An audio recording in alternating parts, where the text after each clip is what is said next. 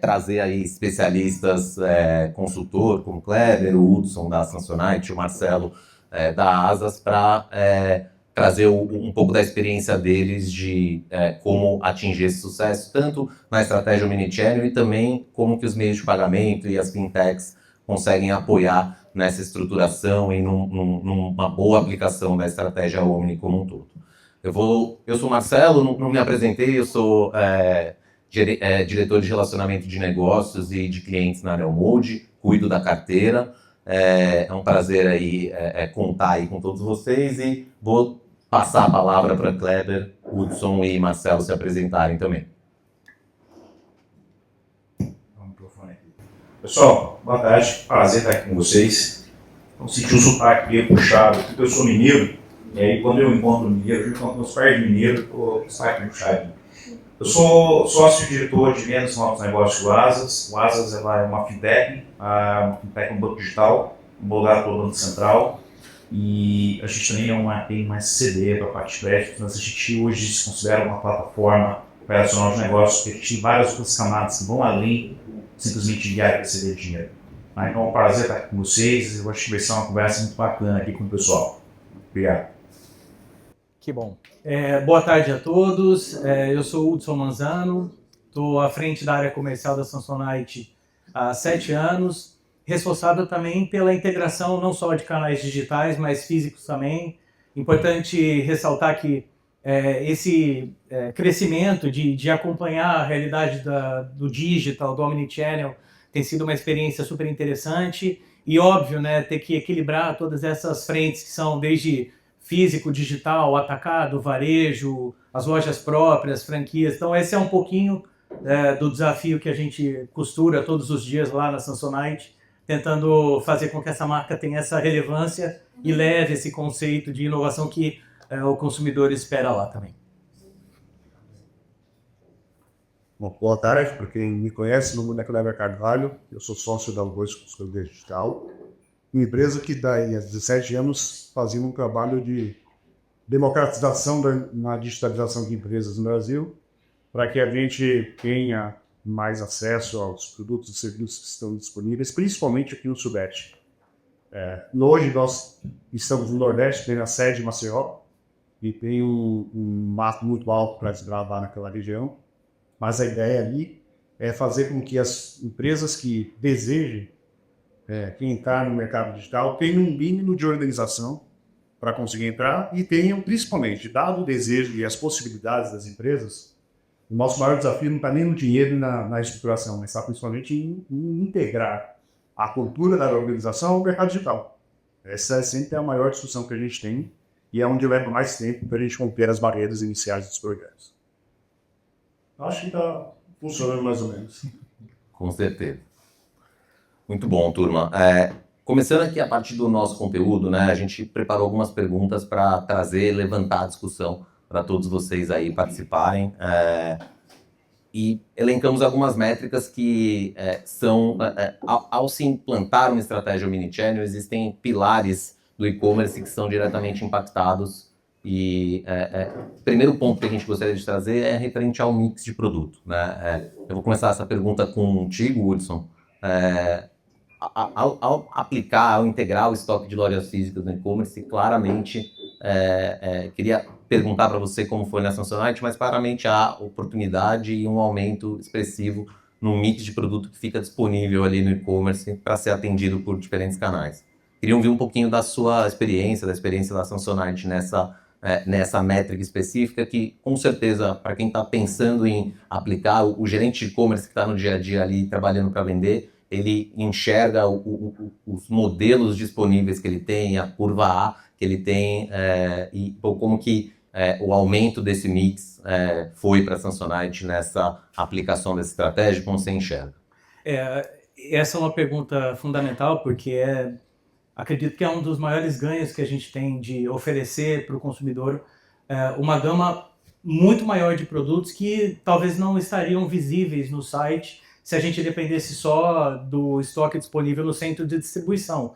A gente sabe que, obviamente, o abastecimento é uma disciplina que ela toma muito do tempo e do conhecimento, mas é muito difícil que você consiga ter uma distribuição exata e manter uma oferta de SKUs, tanto no seu centro de distribuição quanto das lojas, que às vezes o que está na loja, né, muitas vezes já acabou no centro de distribuição, porque começa a servir isso aí. Então, é uma possibilidade de você aumentar em até 30% a tua oferta de produtos, e também, muitas vezes, de produtos que você precisa acelerar, inclusive da curva C, porque o produto que ele é o da curva A ou da curva B, ele tem uma grande oferta já, porque você está melhor abastecido, você tem uma cobertura legal de estoque no CD, e é justamente nessa hora que você tem, obviamente, você precisa trazer aquele 20% a mais de venda, que seria a sua curva C de produtos, que você também consegue levar e colocar esse produto disponível no site e atender aquele consumidor que precisava exato daquilo. Principalmente a gente fala, né, que até as equipes de loja ficam muito felizes com isso, porque elas também sentem de que isso faz a diferença no dia a dia delas. Então, as equipes que estão lá no varejo físico e que esperam ter esse produto disponível no site também são principais incentivadoras de manter esse estoque bem regularizado, bem ajustado, para que essa oferta ela seja crível, a disponibilidade do estoque fique tangível para o consumidor e isso fomente essas vendas. Perfeito. Eu acho que vale comentar uma experiência que eu tive com vocês. Comprei uma mochila recentemente aí. Claro que eu ganhei um desconto, né? Que seu time me deu um desconto, não precisa contar para eles que eu te contei. Mas era uma promoção específica para determinadas mochilas e não tinha mais o CD, não estava mais disponível, mas ainda estava em 2, 3 lojas perto de casa. Eu comprei para retirar na loja, então é o impacto direto de benefício direto de você ter realmente um mix ampliado quando você incrementa com o estoque distribuído aí pelas lojas por todo o país, né? Não, claro, e para o consumidor que quer entrar e ver a opção, né, ele quer também dar uma navegada, ele quer ver categorias, ele quer fazer filtros. Eu acho que assim, faz parte da experiência de compra você folhear bem toda aquela disponibilidade que está ali na tela e você ter certeza absoluta que você está fazendo uma boa compra. Então, quando você amplia essa visibilidade e aí muitas vezes, às vezes ele até precisa ver aquele produto que não estaria disponível no CD, mas está disponível na loja para comprar o produto que às vezes era a ideia inicial dele, né? Ele vê o catálogo mais ampliado e fica às vezes na primeira opção e isso acaba sendo uma experiência boa. Perfeito, perfeito. Passando aqui para o Kleber. Kleber, a gente falou do ponto de vista aqui de aumento do mix. Produtos exclusivos em loja que ao integrar o estoque das lojas, você acaba ampliando e tem uma das métricas importantes de você ter mais produtos, né? Os gerentes de e-commerce olham muito para isso e acaba sendo um aliado e ao adotar essa estratégia, eu acho que fazer essa conta sempre vale a pena, né? Quanto mais de produto eu vou ganhar no meu e-commerce quando eu adiciono os produtos ali de loja. Mas ao mesmo tempo, Kleber, você que trabalha ajudando aí as empresas, né, na melhor estratégia afins, você acaba também impactando e minimizando o nível de ruptura, né? Aqueles produtos curva A que invariavelmente vendem mais rápido, que acabam mais rápido no site, incluindo os estoques de lojas, franquias, parceiros, multimarcas e afins, você acaba minimizando esse índice de ruptura. Como que você tem tratado isso com os clientes e levado, incentivado isso? Faz sentido a reflexão sobre a ruptura também? Também a ruptura. Falando primeiro do ponto de vista de organização, boa parte das pessoas aqui são empresários também, o que a gente pensa um ponto que a gente leva para os empresários, a primeira discussão porque tem empresário que não quer colocar todo o bicho de produto no digital, quer colocar a curva A. O consumidor não vai só buscar a curva A. Então, aquele que buscar a curva B e C que você tem disponível, já pagou o fornecedor, já tem produto no estoque e está ofertando no canal de vendas. Essa é a primeira discussão. Principalmente porque a gente lida com empresas que são empresas convencionais no mercado físico e tem muita cultura ainda de entender que o digital pode ser um canal adicional, mas nunca vai ser um canal relevante na operação. E só é relevante na operação daquelas empresas que entendem que o digital pode ser relevante na operação. É mais ou menos a história que eu queria primeiro, o ovo ou a galinha. Né? Mas falando de dois clientes que a gente tem nesse segmento, um aqui em São Paulo e outro no Nordeste, a gente tem aqui em São Paulo um cliente de home center no interior do estado, na cidade de Jaú, tem 5 lojas físicas, e o desafio com ele ali foi tratar para minimizar a ruptura da operação, porque o estoque, ele usa o estoque de distribuição em loja física, e o estoque de loja física é o estoque híbrido. Diferente de lojas que podem ser um pouco menores e ainda tem problema de organização e gestão de produtos durante o dia interno, lojas de home centers são lojas grandes. E o cliente põe o produto debaixo do braço, na prateleira, na rua X, leva o produto para a rua Y e solta o produto lá. Quando o cara do e-commerce vende, vai pegar o produto, não tem. Então, nesse sentido, um ponto que valeu a pena a gente trabalhar para a empresa de catálogo grande, lojas grandes, é trabalhar colchão de segurança por curva. Então, item curva A tem colchão de segurança maior, os caras têm 1.000 peças no estoque, a gente coloca 500 peças, curva B um pouco menos de segurança, curva C menos de segurança, porque tem dinheiro menor. Isso agilizou a resolução dos problemas que a gente tinha com cultura para a operação digital. E o outro caso quando você falou sobre aumento de receita da operação de loja física para loja online, um outro cliente em Recife, que é distribuidor de pneus. Pneus a gente não compra para deixar na prateleira de casa ou na despensa, a gente compra quando precisa resolver o problema. Ainda assim, ele tem 15% da venda que é para entrega em domicílio. Só que 85% dessa venda está atrelada a serviços. Então, o cara compra o produto na loja, pode comprar o produto no site, mas se não quer comprar o serviço no site, ele vai na loja e compra o serviço na loja. Então, a invariável aumento de receita por produtos agregados. No caso do pneu, funciona muito bem. É fundamental o cara compra, porque também ele não vai trocar o pneu, por mais que ele compre e receba em casa, ele não vai trocar o pneu em casa. Então, tanto com controle de rupturas, e aí tem que entender a realidade de cada negócio, é possível trabalhar pensando nessa questão de colchão de segurança, quanto na associação de ofertas relacionadas ao aumento de tickets. Show, muito bom.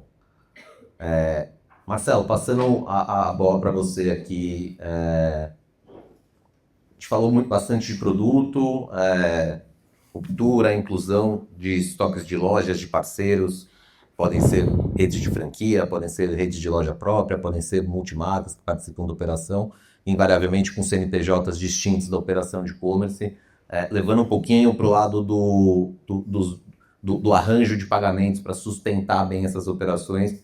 Queria que você trouxesse um pouco para a gente como que as fintechs, meios de pagamentos integrados aí com as principais aplicações, conseguem apoiar para que esse fluxo de pagamentos e recebíveis eles aconteçam naturalmente e da melhor forma possível, considerando esses múltiplos CNPJs atuando numa única operação. Legal. Eu acho que o primeiro ponto que a gente deve pensar quando a gente olha a linha de pagamento é a experiência. O brasileiro ele tem uma característica muito interessante, que é assim, primeiro, a gente hoje tem diversidade dos pontos de vista de métodos de pagamento. Ainda é muito charmoso utilizar o cartão de crédito, tirar o cartão de crédito da sua carteira, usar aquele Black, Platinum, etc. E você ter essa experiência de você pagar na loja, né? O pessoal fala muito ir na loja pagar com o cartão. Sim. E você mostrar que você tem poder aquisitivo. Só que você olha com uma complexidade de negócio que você tem multi-canais. Você tem loja física, você tem franqueados, você tem a própria indústria vendendo diretamente para o consumidor final e você tem lá o e-commerce. Quando existe essa unificação entre todos esses canais e você consegue ter, você vai ter vários CNPJs que vão ser os franqueados, do próprio franqueador ou da própria indústria no meio do caminho, como é que eu consigo gerar uma experiência que seja fluida? Eu comprei lá no e-commerce, o e-commerce é da indústria, e eu vou receber esse produto lá na loja do franqueado. Eu cheguei lá e não gostei do produto. E aí, eu já paguei no e-commerce que é da indústria, mas eu quero devolver na loja. Como vocês fazem esse trabalho maravilhoso de unificação, de omnichannel na operação, uma estrutura unificada como essa, quando ele faz a devolução na loja, automaticamente você consegue fazer um estorno diretamente pela carteira dele digital, diretamente pelo cartão dele, e ele ou refazer a compra, e isso é legal, você está na loja, é a oportunidade para você vender mais, ou simplesmente ele utiliza aquele crédito, compra na loja, e automaticamente você faz um split de pagamentos, referente ao valor que tem que receber, sendo percentual ou valor fixo diretamente para a indústria. Então, quando você tem alta complexidade com vários CNPJs, não tem como você ficar sem um split de pagamentos. É importante que você tenha todo esse processo unificado para que a experiência ela seja mais fluida, para que a PAPA consiga receber o valor dela, no caso, quem quer a indústria responsável ou quem quer o prestador de serviço master pela operação. E o lojista, ele também tem esse processo de entender que o valor que ele fez a venda está garantido o valor dele. É muito comum a gente receber lá no Asas, em especial para o segmento de franchise, o cara que é o seguinte, existe aquela situação, eu vendo para o franqueado e o franqueado vende para o cliente final. O franqueado, ele muitas vezes ele está apertado. E aí entra aquele processo de inadimplência com a indústria. Se você tem um processo extremamente unificado, quando o cliente compra o produto, o franqueado recebe, e o franqueador automaticamente recebe o valor dele referente à venda do percentual ou verba de marketing. Então, estrutura splitada, se eu não me engano, eu acho que o Mérito talvez consiga dizer, acho que a gente é um dos únicos, né, da estrutura do Shopify, que hoje a gente tem essa capacidade de absorver. Ele vai muito mais além do simplesmente você pagar o processo de produção, mas é o processo de estorno, caso tenha devolução. E a gente sabe quando você tem vários CNPJs, você tem uma complexidade altíssima. E aí a gente estava falando sobre isso hoje, né, Hudson? Que é o seguinte, vocês têm um e-commerce, que é um e-commerce, né, dentro de hoje Brasil todo, você tem um cara que está aqui. E aí esse cara que está aqui, às vezes ele tem um slow moving, um produto que está lá parado faz um ano, e se tivesse disponibilidade desse produto lá no e-commerce, seria sensacional porque você poderia fazer campanha. E essa campanha poderia girar o estoque do franqueado, a loja, girar o teu e-commerce, né, e você conseguir ter um processo muito mais fluido. Então, essa é uma das coisas que a gente tem acompanhado bastante no mercado. Métodos de pagamentos variados, seja no e-commerce, seja na parte física, e é importante que todo esse processo seja invisível. É importante que, quando você tem um estrutura unificada de e-commerce com split de pagamentos, a experiência do pagamento acaba se tornando invisível. Porque você devolve o produto, automaticamente você tem o estorno. Se você comprou lá e o estoque é do franqueado, automaticamente as partes já recebem o seu valor e é muito mais fácil para você fazer o controle financeiro. Perfeito, boa. Voltando aqui para você, Hudson, a gente falou um pouquinho de produto, falou um pouquinho das oportunidades e a importância de medir, né, essa questão do aumento do mix e o quanto isso estrategicamente impacta positivamente o e-commerce, mas estamos no Brasil, né? Falamos aqui num país continental com uma infraestrutura a desejar e outro pilar importante nas operações de e-commerce é a relação de frete e de custo e tempo de entrega e o quanto que isso impacta nessas operações. Então, queria ouvir, aí eu queria também depois ouvir na sequência o Kleber, que ele atende e fala também do segmento de pneus. Faz muito sentido esse olhar para essa operação, né? Como que essa relação de entrega e frete impacta, mas queria ouvir um pouquinho de como que isso impacta para a Samsonite. Samsonite também vende itens grandes, né? Malas, custo de frete é um custo importante, imagino, na operação como um todo, e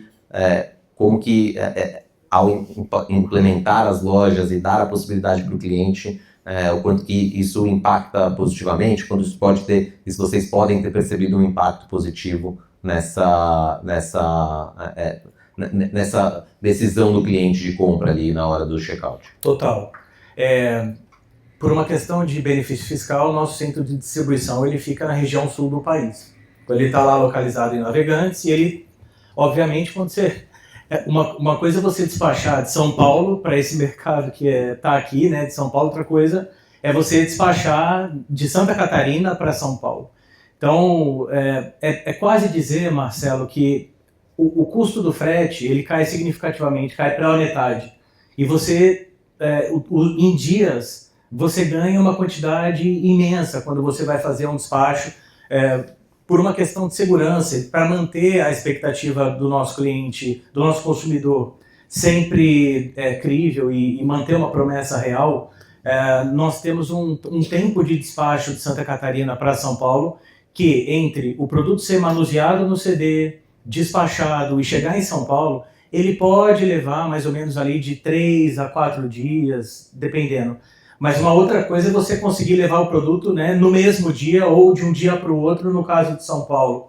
Então isso é muito importante para ele, porque você imagina, estava falando que, né, a pessoa vai comprar lá um pneu e ele está comprando por causa do serviço, mas no nosso caso, muitas vezes, quem está comprando, às vezes, uma mala de viagem, está comprando com a viagem no dia seguinte. E ele descobre, quando ele vai lá, ele abre, né, o maleiro e ele descobre lá que, puxa, né, a alça da minha mala estava quebrada já da viagem anterior e agora...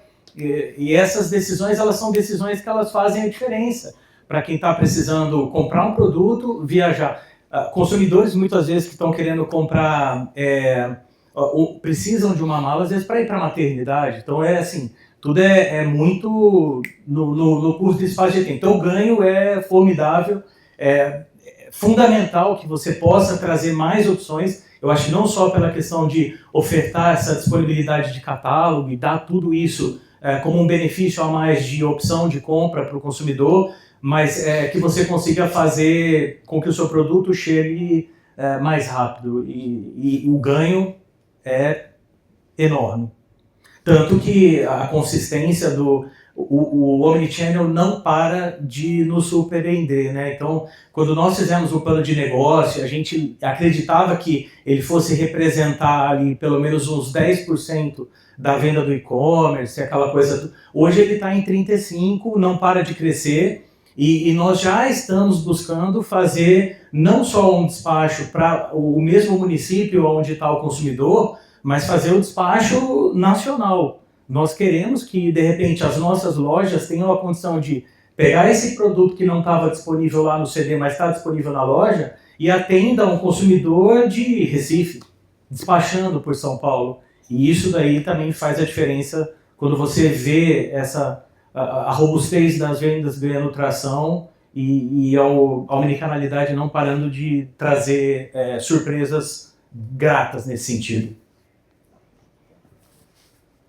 Com relação ao cliente de pneus, ele tem a cultura e a definição do modelo de negócio dele. Então, a gente entra com as melhores práticas para poder atender os objetivos dele, mas a gente não muda a cultura de ninguém. Não, a gente traz os exemplos de mercado que possam fazer sentido para o cara começar a transformar a ideia de negócio. Mas pneus não tem uma estrutura tributária agressiva, então tem margens bastante reduzidas. O modelo de negócio desse cliente foi, estando presente nos 9 estados, com mais de 90 endereços de estoque, ele decidiu não fazer venda interestadual. Até por isso, distribuiu bastante centro de distribuição no Nordeste.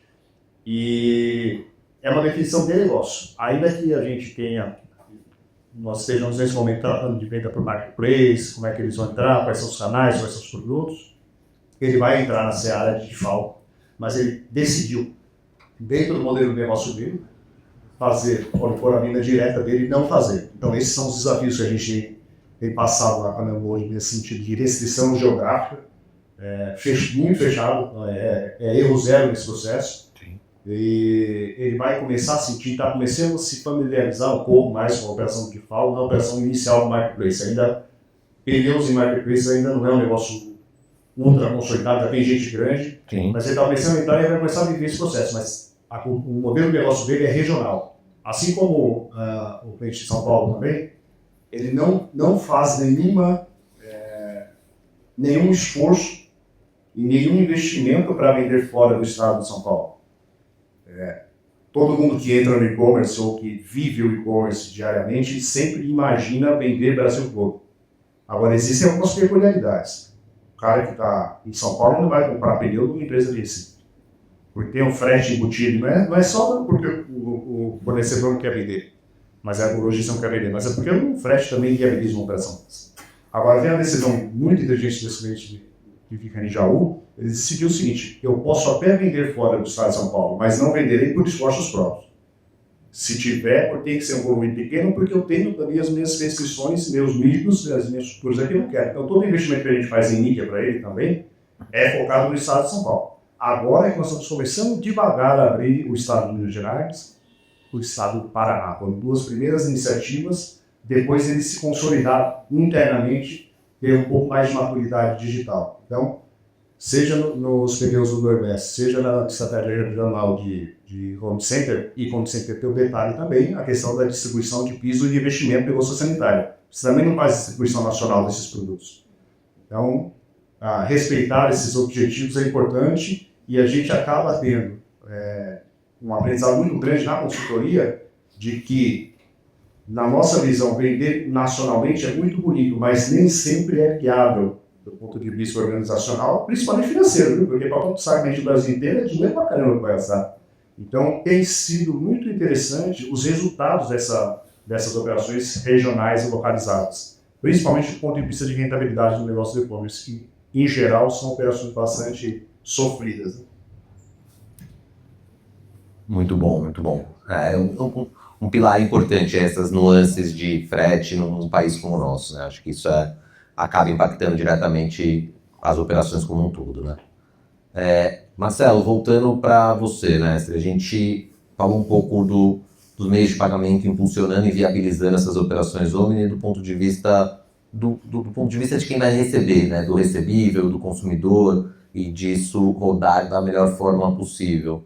Queria trazer um outro prisma sobre essa parte de pagamentos no Omnichannel também, que é para o time financeiro das empresas, né? Basicamente, a operação Omni ela pode rodar não estruturada, vamos dizer assim, os recebíveis centralizados, mas os financeiros dos nossos clientes aqui ficam de cabelo em pé de ter uma operação onde eles vão ter que controlar o recebível que fica com ele, a comissão e os repasses individualizados, né? Do ponto de vista de agilizar e viabilizar mesmo, muitas vezes, a operação Omni do ponto de vista do time financeiro, do time que cuida do dinheiro ali das empresas. Queria que você trouxesse um pouco da visão de como que se ajuda e tranquiliza esse time em relação a trazer essa complexidade de inclusão de diversos parceiros numa operação em escala.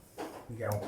Aqui o pessoal que está aqui tem várias unidades assim, dentro do Arranjo, tem unidades próprias e vocês eu sei que tem, eu já vi vocês também têm, né? Eu acho que quando você tem operações nacionais que possuem unidades que são próprias e unidades que são de franqueados ou de parceiros, a gente sabe que é extremamente complexo o controle de gestão financeira disso. A gente vai até além, você comentou que é o seguinte, qualquer estratégia regional, você tem um país que tem a parte fiscal extremamente complexa, a gente sabe que não é só simplesmente eu atacar uma região, eu tenho que entender muito bem a parte tributária. A gente há muitos anos, no ASAS, a gente discute esses assuntos. E isso é um negócio interessante porque fez com que a gente desenvolvesse soluções específicas para operações complexas, não é complexas, operações que têm várias unidades e filiais. Uma delas é o seguinte, quando você olha uma arranjo de uma operação, você tem indústria, você tem, dentro desse processo de indústria, às vezes você tem dentro da holding, você tem a operação que é responsável por fazer distribuição, e você tem as lojas que são próprias, que são ou as primeiras lojas ou as lojas modelos para o arranjo de franquia ou de parceiros na operação. E olhando esse processo, a gente percebeu que via integração é possível você criar um modelo de arranjo de subcontas. O que seria arranjo de subcontas? Para cada um desses CNPJs você ter um tipo de conta que você consegue unificar isso dentro de uma estrutura de gestão. Muitas das operações hoje possuem várias unidades, principalmente para o modelo de processo de franquia, existe às vezes um sistema que é padrão. É um sistema que é responsável por fazer o controle histórico, a gestão da operação como um todo. E esses sistemas a gente tem cada vez mais acompanhado esses clientes que buscam o processo de gestão de arranjo de subcontas. É o seguinte, para cada uma dessas operações eu tenho uma conta e para cada uma dessas operações com conta eu consigo receber individualmente e criar estruturas de orquestração de pagamentos por trás. E essa orquestração de pagamentos é onde a gente consegue colocar o processo de instituto de pagamentos ou do processo de transferência entre contas. Que é muito o seguinte, eu vendo lá na Samsonite na unidade de Moema, tem unidade de Moema? Tem unidade de Moema, mas o cara do shopping que está aqui na região, ele tem o estoque e aí a gente quer fazer uma entrega rápida. Eu consigo acessar o estoque de lá, mas o pagamento foi feito aqui. Então, esse processo de transferência entre contas ou para uma despitagem é possível de fazer na operação. E tem um negócio de gestão que é super interessante, que é o seguinte: quando você tem operações nesse arranjo que eu falei para vocês, que existe o franqueado, às vezes você tem um modelo de pagamento de royalties que você tem na operação, é um negócio super interessante que a gente tem na estrutura do Asas, que é a conta domicílio. A gente também é domicílio bancário. E aí dentro dessa estrutura, quando você tem um arranjo com várias subcontas, o que ele tem que ele recebe da maquininha de outro adquirente, se você consegue colocar esse valor dentro desse arranjo como conta domicílio, todo o valor que cai nessa conta, você consegue fazer já uma splitagem desse valor liquidado pelo adquirente diretamente para a conta matriz. E aí você consegue ter conciliação unificada, você consegue ter repasse de valores entre a estrutura, né? Você consegue trabalhar uma devolução de valor de pagamento dentro do teu arranjo, porque às vezes acontece o seguinte: o cliente ele comprou no e-commerce, ele chegou na loja para devolver, o produto que ele comprou ele é mais barato. E ele quer o valor da diferença em dinheiro. Como é que você faz esse processo? Se você não tem nada unificado, algum lugar vai ficar sobrando. Então, com as regras de integrações, em especial sobre arranjos de contas, você consegue ter essas trocas de valores dentro do mesmo ecossistema. E, inclusive, o que se diz respeito a split com compliance fiscal, que é você ter disparos de edição de nota fiscal dentro do mesmo processo. Uma outra coisa que a gente tem percebido, que acaba sendo uma dor, é quando eu tenho split de pagamentos com antecipação de recebíveis. Porque às vezes o cara que pede antecipação de recebíveis e ele precisa fazer o pagamento do split de operação, como é que funciona esse processo de estrutura? A gente tem esse processo. E aí isso é um negócio bem interessante, porque você consegue fazer, por exemplo, o split de pagamentos no momento que esse valor de antecipação cai na conta. Isso é super legal, porque quem tem que fazer a administração, ele consegue ver de onde está caindo esses valores. Inclusive, entrar num detalhe que é o seguinte: você criar regras de percentual de split por produto. Dá para você chegar nesse nível de detalhe e para supor, o cara tem 10% para um tipo de mala, para outro Categoria. Tipo, categoria. Você consegue categorizar. Então, existem essas possibilidades que são possíveis de fazer dentro do processo. E para quem é a conta pai, a operação matriz, ela conseguiu orquestrar e ter muito mais informação de quanto está entrando e saindo da operação. Por isso que eu acho que o que vocês fazem na solução de vocês é muito bacana, porque você consegue trazer essa unificação no processo e meios de pagamento, gestão de estoque, isso torna uma coisa muito simplificada, né? Muito fácil de você fazer, desde que você crie os arranjos e as regras. E aí é o que o pessoal da Checkstore faz muito bem feito ali, que é onde a gente consegue dar o suporte. Não, perfeito, Marcelo, porque a gente que trabalha com o Omni há muito tempo, essa sempre foi uma barreira, né? E a gente vê que a Sintex e os arranjos de pagamentos modernos vêm quebrando essas barreiras de financeiro, de fiscal. Então, para a gente ajuda, e com certeza para os gestores de e-commerce que sabem da importância dessa aplicação também, né? Ter isso estruturado. Pois é, e tem um detalhe super importante, acho que os consultores vocês têm percebido, que é o seguinte: como é que eu consigo ter multimétodos de pagamentos em todos os canais? Uma coisa é você estar lá no frente do caixa, sai com dinheiro no bolso, você quer pagar com cartão. Outra coisa é o e-commerce. Essa complexidade de você receber 50%, você pagar 50% do produto no Pix, 20% no cartão de crédito, outra parte no cartão à vista, isso é uma coisa que você aumenta a tua conversão, não só para todos os segmentos, tá? Aumenta para o segmento que você faz. O segmento educacional é um negócio interessante, não sei que aquilo ali, inclusive, no segmento educacional a gente tem casos de arranjos com várias unidades, quem paga é o pai, outra parte é a avó, outra coisa é o primo. E o brasileiro tem essa criatividade. E no e-commerce de produto, existe casos que acontecem, principalmente quando você tem high ticket, que você opera com um tipo de classe C e D, ele precisa disso. E eu acho que muito interessante é o seguinte: começa a ter cada vez agora mais métodos de pagamento. O Pix automático, o Pix parcelado, começa a vir, né? Você tem as carteiras digitais, que a cada vez mais sendo utilizado é o pagamento invisível. Menos dinheiro, less cash, o pessoal tem utilizado mais, e você consegue unificar tudo isso na operação tudo, uma forma de você gerar experiência, pontuação, bonificação, cashback. E todo esse processo é o que aumenta o NPS e aumenta o teu ticket na loja. Então é tornar fluido. E do outro lado, é como você gerar possibilidades de gerenciar isso, sem você ter bitributação. Isso é um ponto super interessante, porque todo mundo quando fala split, como é que eu vou fazer esse processo para não bitributar? Né? Você tem um outro processo que é o seguinte, a divisão entre CDs, distribuição, logística.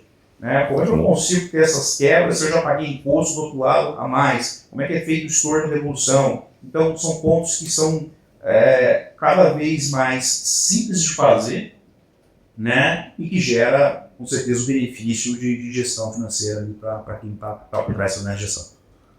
Muito bom, muito bom. Pô, perfeito. Voltando para vocês, Hudson e Kleber, a gente falou bastante, e as métricas que a gente falou de mix de produto, de ruptura, de diminuição de tempo de frete, de custo e os benefícios que isso trazem para o gestor do e-commerce. Estou me colocando aqui no papel do gestor do e-commerce, mas vamos inverter um pouquinho o olhar, né? A aplicação da loja, da estratégia Omnichannel, a inclusão de loja física na jornada digital, acaba trazendo movimento para a loja e dando oportunidade de novas vendas para a loja física também. Queria que vocês trouxessem um pouquinho desse olhar, né? Invariavelmente, a estratégia e a adoção do meio de retiro em loja faz muito sentido, e todo mundo muita gente acaba aplicando, pô, eu vejo pouca gente, e eu acho que ele deveria medir mais o comportamento desse consumidor na loja e o quanto o time de loja que é tradicional, que está recebendo essas vendas, o quanto eles de fato estão aproveitando para gerar novas vendas. Então, queria que vocês trouxessem o olhar de vocês sobre esse outro prisma. Não só além das vendas do e-commerce, mas as oportunidades que essa operação acaba levando para os times de loja e a melhor forma de medir isso e deixar as lojas preparadas e treinadas para tal. Marcelo, às vezes eu tenho a percepção de que o time de loja às vezes trata o cliente do Omnichannel com mais vontade até do que aquele que entra na loja como se fosse fazer uma compra corriqueira, porque ele percebe que esse consumidor que entrou na loja, ele é como se fosse um presente que ele ganhou, não estava previsto desse consumidor estar ali no shopping, ele foi aquele consumidor que, através do site, foi para a loja, então ele realmente se prepara com um grau de motivação que é tremendo para poder fazer esse show, mostrar sei lá, alguma opção a mais, um adicional, ou de repente esclarecer essa dúvida. A gente percebe que isso daí realmente faz a diferença. Eu acredito que cada segmento pode ter a possibilidade de ter uma venda adicional conforme a possibilidade de que o preço médio ele influencia nisso, né? Eu acredito que, por exemplo, lojas que têm um preço médio um pouco mais baixo tendem a fazer uma venda de adicional maior, porque, obviamente, lembrando, né, que na nossa realidade, o nosso ticket médio é de R$ 1.500. A gente sabe que tem empresas incríveis aqui que são bilionárias, que tem um ticket médio ali de 200, 100. Então, a possibilidade de você gerar um adicional de 200 me parece ser mais factível do que você gerar um adicional de 1.000, 1.200, 1.500, mas óbvio que a gente não tem só malas, a gente também tem acessórios, tem mochilas, tem bolsas e etc. Mas essa é uma realidade e dá para dizer que, pelo menos assim, 1 a cada 4 consumidores que entra nas lojas tende a fazer uma compra adicional por isso. E um dado interessante, eu estava falando de como que a equipe de loja fica motivada com a questão do Omnichannel, as nossas equipes de back-office, via de regra, são questionadas às vezes pelo time de loja, falando assim, por que caiu o número de consumidores aqui na minha loja? Por que caiu o número de cliente aqui na minha loja que não está vindo buscar para retirar produto? Você está privilegiando outra loja em relação à minha? E começa a ter até uma pressão das lojas batendo no nosso time de back-office, falando assim, mas por que você está passando outra loja na frente da minha na hora de poder oferecer lá a opção de compra, de retirar na loja? Então isso é muito, porque eles percebem que é como se fosse realmente uma oportunidade muito grande de poder gerar esse adicional. Show. A realidade que você tem lá deveria ser mais simplificada, porque em geral os vendedores de loja física veem o digital como demônio na frente. Sim. Mas do ponto de vista, e aí requer treinamento, requer incentivo, requer colocar o vendedor dentro do processo. Nem todas as empresas ainda têm essa mentalidade e isso é um risco para o negócio. Mas quando a empresa tem um mínimo de entendimento sobre isso, o resultado ele acaba aparecendo. Principalmente quando a gente fala de tickets maiores, são composições de compras com tickets mais altos, a partir de R$ 1.500, R$ 2.000. A complementariedade do mix ela acontece, mas normalmente em pequeno arranjo. Um produto que o vendedor de loja, que é o mais experiente, porque normalmente os vendedores de televendas e o site, naturalmente, por mais inteligência que a gente coloca, ainda tem um gap em relação à inteligência humana na formação de cesta, ele consegue complementar com tickets menores, mas complementa ainda. O que acontece muito é quando é pelo televendas, essa complementariedade é muito menor, porque o cara do televendas também já está fazendo a composição de cestas do cara. Quando é compra direto no site, a complementariedade é um pouco maior, pode chegar aí nos 30% dos clientes que a gente costuma medir. Até 30%, não passa mais do que isso não, mas já é razoável do ponto de vista de incremento de receita. Perfeito. E ainda nesse tema, eu acho esse dado que você trouxe, tipo, 1 em cada 4 processos de retiro em loja acaba gerando uma venda adicional. Possibilidade também da loja usar a estrutura e os estoques de toda a rede para operar vendas. Cada vez mais os nossos clientes têm utilizado o famoso prateleira infinita e aculturar os vendedores. Quando não tem cliente na loja, o shopping está vazio, está frio pra caramba, a turma está de férias, como utilizar dessa possibilidade, uma vez que os canais estão todos unificados, a gente está falando de novo do caminho inverso, né? O e-commerce conta com todos os estoques, gera pedido para a loja, gera cliente na loja, mas ao mesmo tempo a loja pode se aproveitar dessa estrutura e não perder uma venda porque o cliente que está ali não consegue, não quer uma determinada cor, quer um determinado tamanho que aquela loja não tem. Então, pegando até o gancho do que o Kleber falou, o esforço de treinar vendedor de loja, vendedor tradicional, mas a forma de aculturar esses vendedores a também usar essa ferramenta a seu favor, quando ele não está com o cliente ali na frente dele, que ele está acostumado. Isso é fundamental. A prateleira infinita é a nossa próxima fronteira. É um plano que nós temos para implementar agora na segunda metade de 2025. Nós ainda não implementamos porque, por uma questão específica da Samsonite, ela trocou o ERP na metade do ano passado, então você tem que se adaptar. A gente saiu de Oracle, passou para SAP, e toda essa virada SAP, quando você tem esses fluxos assim de implementação, né? A nossa equipe de tecnologia que está aqui sabe quantas vezes, né, a gente teve que pedir pizza lá no escritório meia-noite para poder dar conta dessa virada, e principalmente também porque nós queremos acertar a melhor experiência possível do retiro em loja, para poder ter certeza absoluta de que a gente vai para o prateleira infinita quando isso daí estiver resolvido. Mas não tem dúvida de que é uma oportunidade também fundamental. Está aí agora um desafio importante, porque se a gente já sabe que só o movimento, né, de retirar em loja já está representando 35% das vendas, quando tiver a prateleira infinita, acho que vai ser um trabalho esplêndido de que isso aconteça, mas é uma questão momentânea nossa de poder realmente partir para isso no momento mais propício.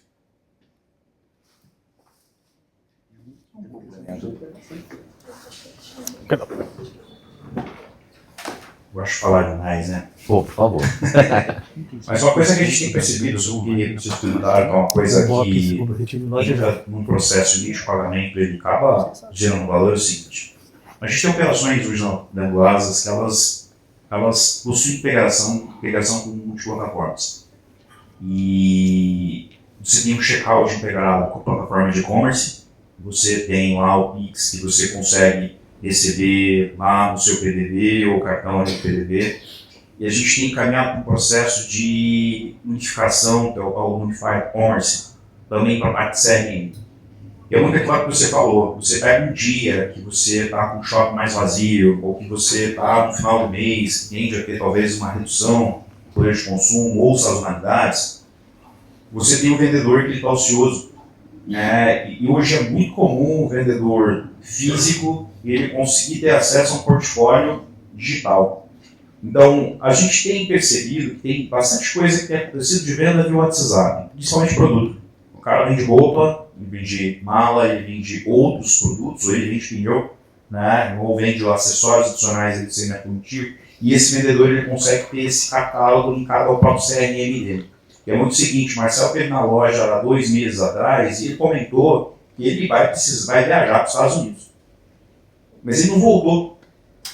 E ele falou que em outubro, um bom exemplo, a gente está em setembro, você consegue trabalhar com ele, mandar uma mensagem para ele, aquela mala que você viu aquele dia, que você não comprou.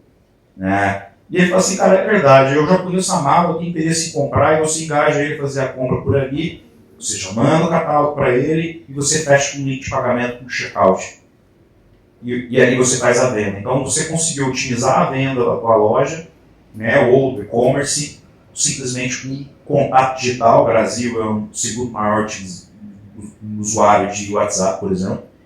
Se você tem essa integração, o meio de pagamento ele acaba te ajudando você a ter a facilidade de parcelar, comprar e fazer a venda do produto. Então isso é uma coisa que a gente tem percebido muito. É como que eu consigo ter todo esse processo unificado de ERP, CRM, fundamental, porque isso aqui é toda informação de comportamento, né? E estoque, todo o processo financeiro para que você consiga ter eficiência de venda e aumentar o teu ticket ali, mesmo de forma digital. É muito comum hoje o vendedor sair na loja e te dar um desconto para você comprar no online, né? Então isso tem se tornado algo muito comum.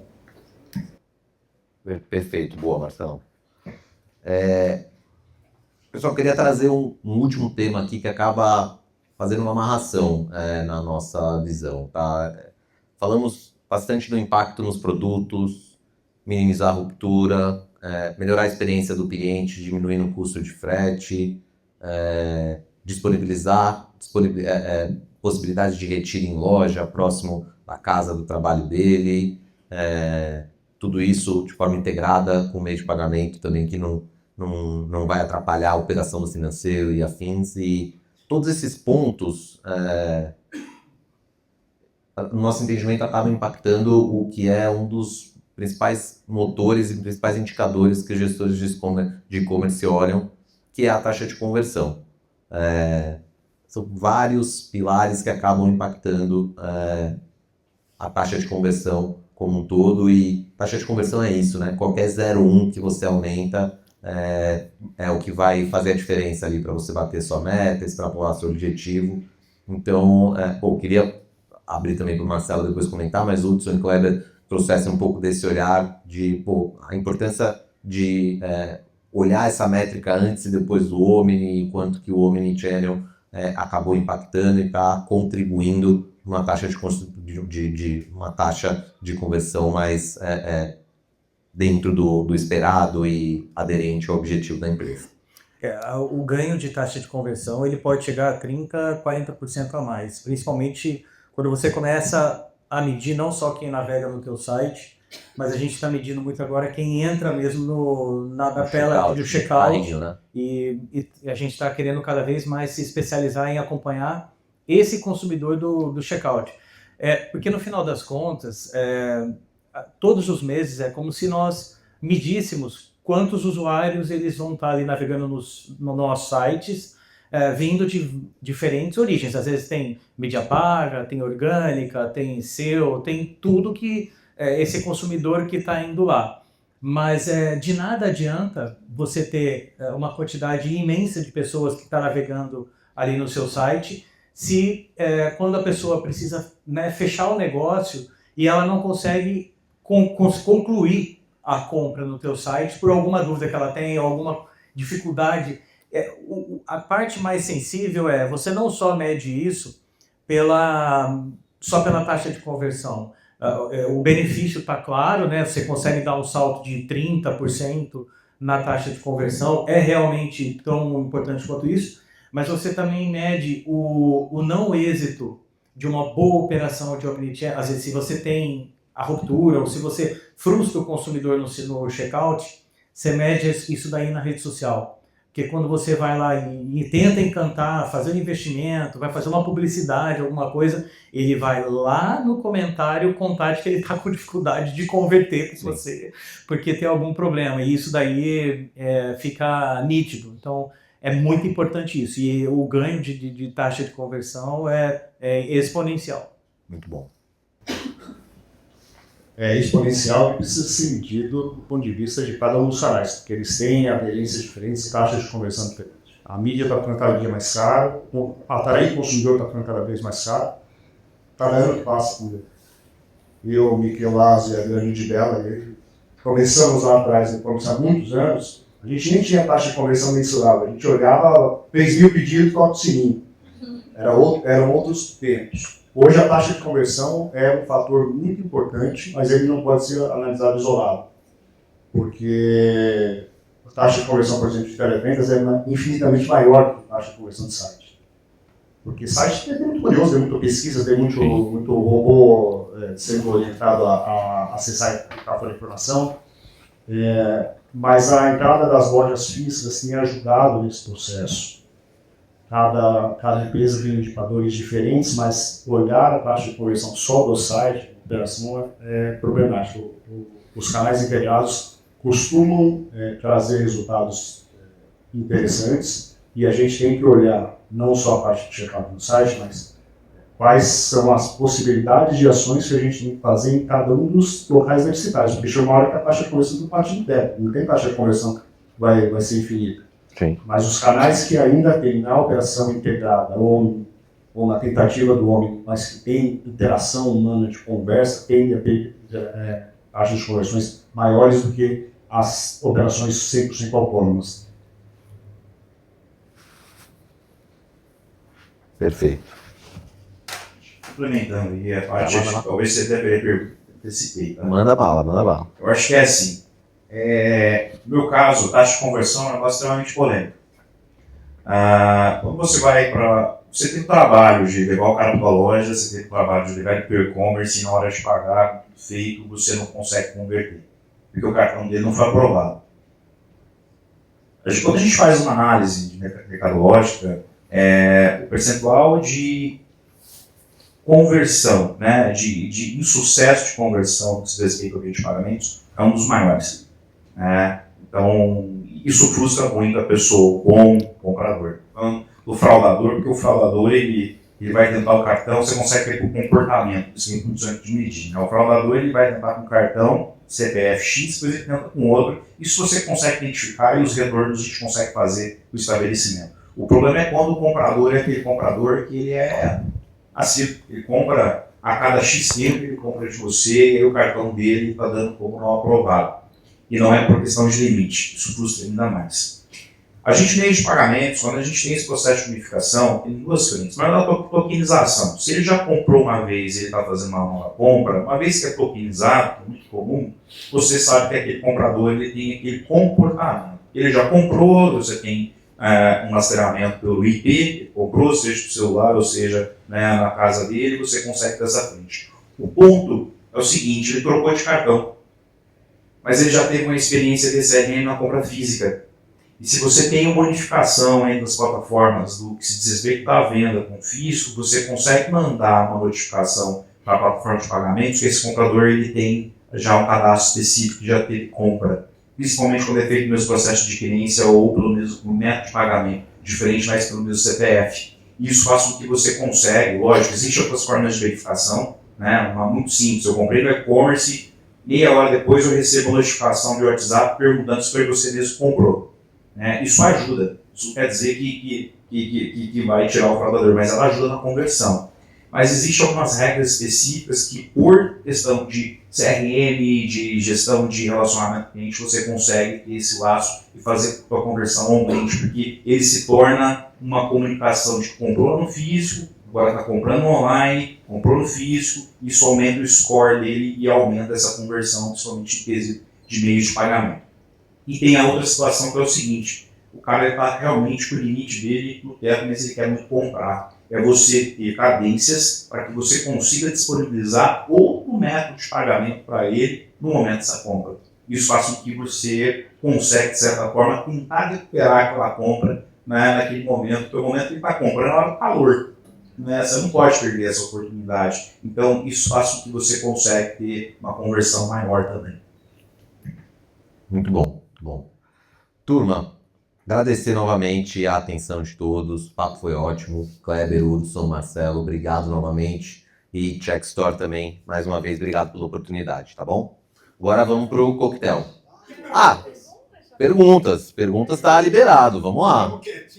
Vamos lá para a Samsonite, né? Você falou aí um pouco sobre omnicanalidade e tudo tá aqui, acho que até um bom conhecimento, mas no meu caso eu venho assim bastante interessado nessa parceria hoje Neomode, Shopify e toda essa integração de omnicanalidade que ela já é antiga, mas dentro do Shopify ela é nova, entendeu?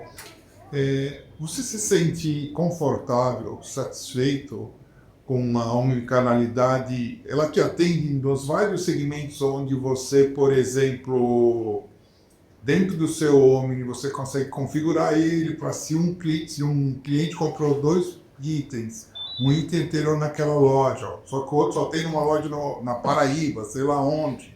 E aí, essa parte da engenharia da omnicanalidade, entender isso e que aconselhar onde é o melhor despacho, como é o melhor pacote, ou seja, regras que você põe no Omni. Quero primeiro atender a loja que tenha todos os itens, depois a que tem mais perto, depois a que tem mais estoque e por aí afora.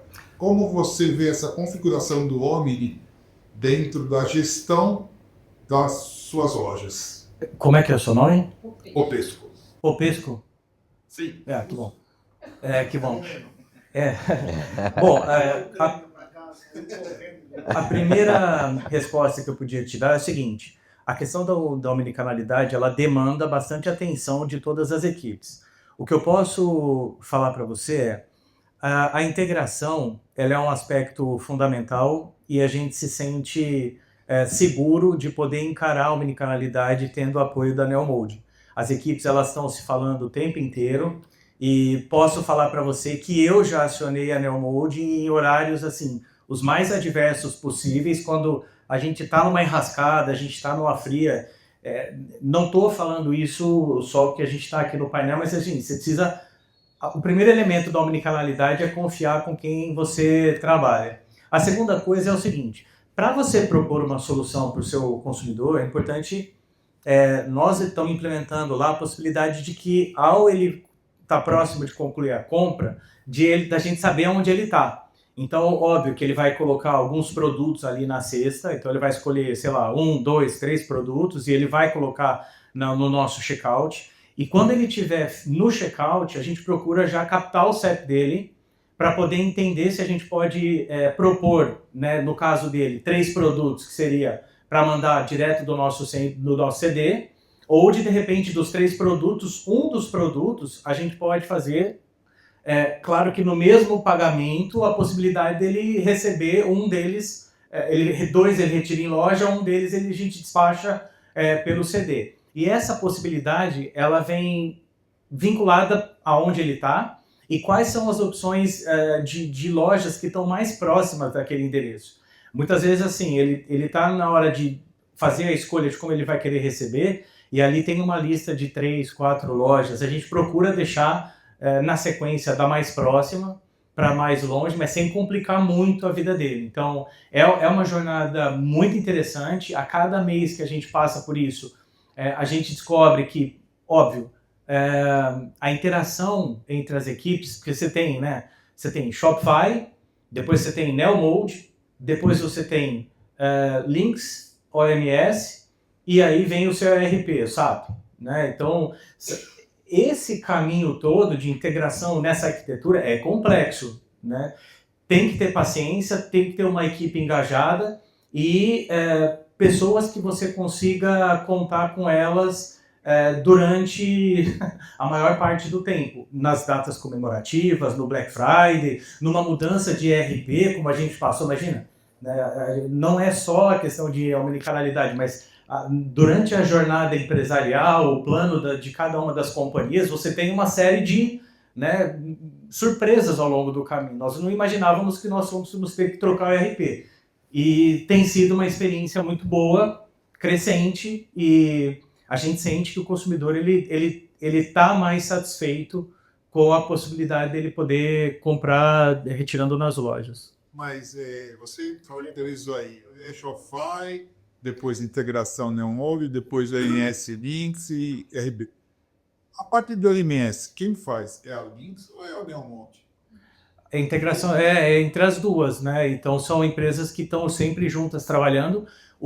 As equipes fluem de uma maneira muito boa, é uma sinergia. A gente sabe que nem sempre é fácil você também ter tanta gente assim no mesmo barco e de que cada um com a sua cultura, de que isso tudo dê certo, mas em muitos casos a Neomode até fala também com a Lynx e eles vice-versa. Nós estamos todo mundo junto na mesma equipe de trabalho.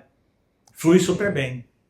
E Popesco, complementando um pouco, você trouxe na sua pergunta um pouco da questão das regras de negócio de aplicação e como que isso tem na Shopify. Shopify já tem uma estrutura muito legal de definição de regras para a aplicação do Omni e decisão ali, que já é nativo. E você está falando com a Fabiola, com o Enel, com o time da Check.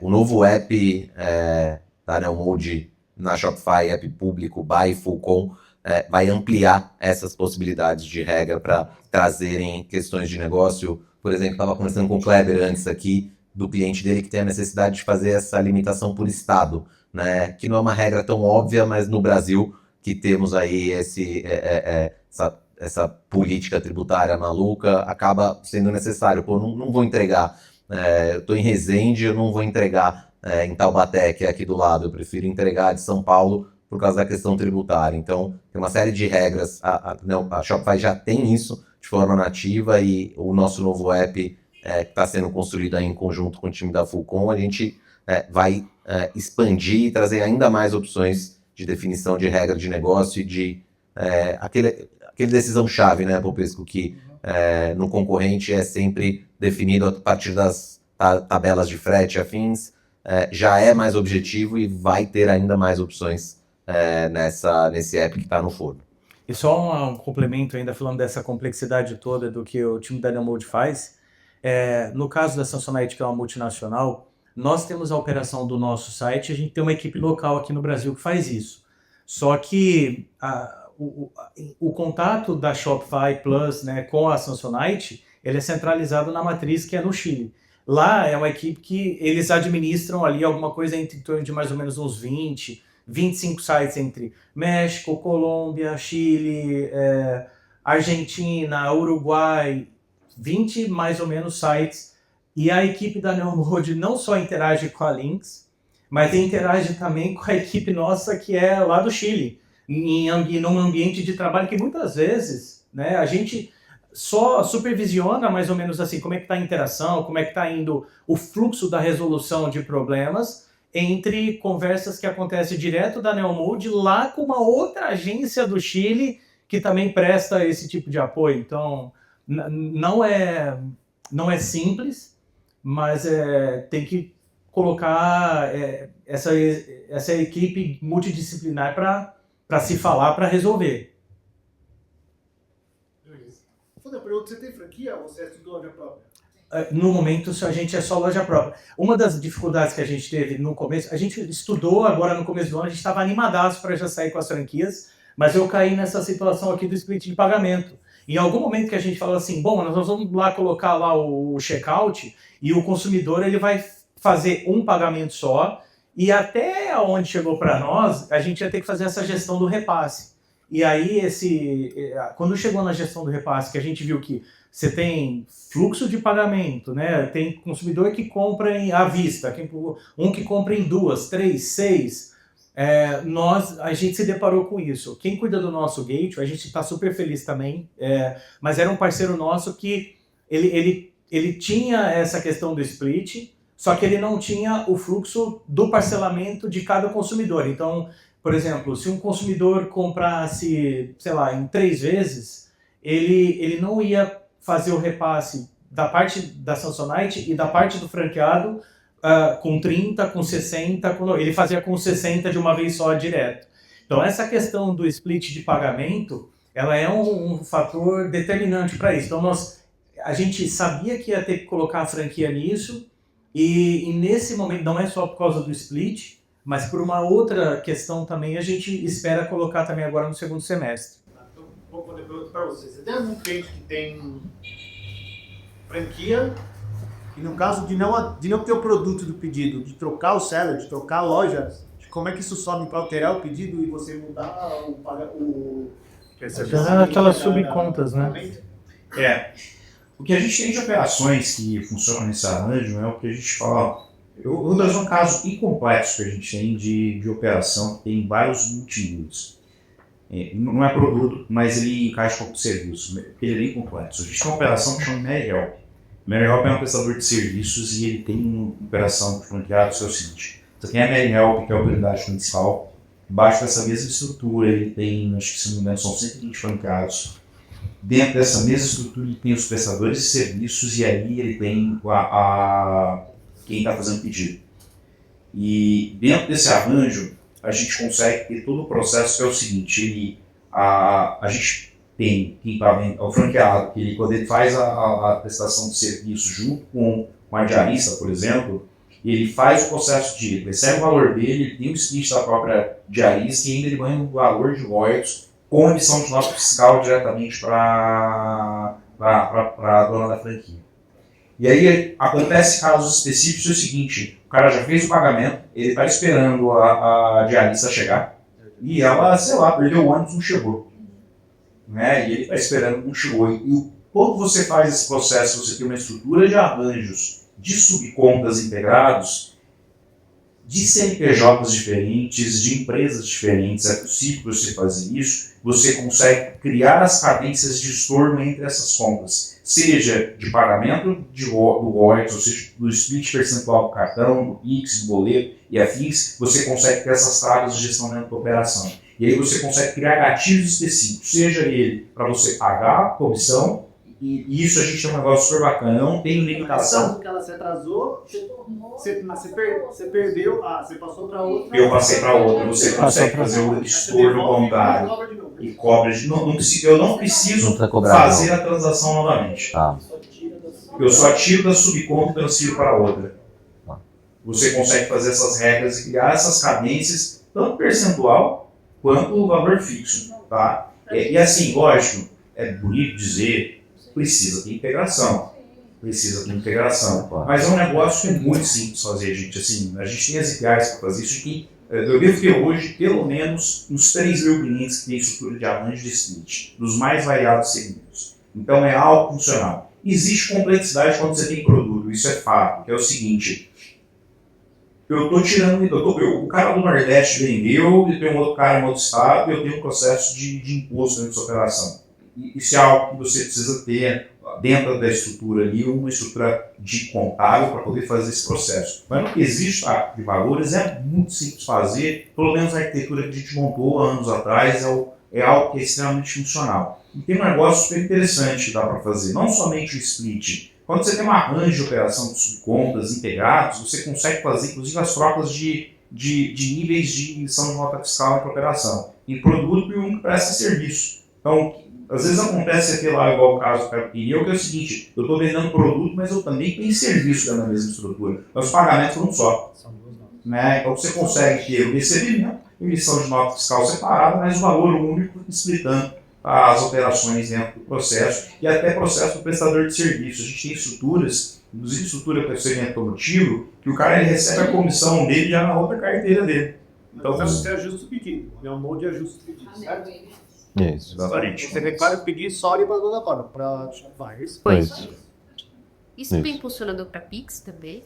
Para Pix também. A gente faz para Pix para boleto. Isso é uma coisa que é Mas o interessante. Pix ele também tem a opção de fazer o cancelamento, volta e vai Você consegue fazer isso dentro desse arranjo. Você consegue fazer o estorno da operação dele. É um Pix entrada, um Pix saída. Tá? E a gente consegue fazer percentual também. Como o Pix é tarifa, é fixo, é valor fixo, né? A gente consegue também explicar ele em percentual dentro dessa estrutura.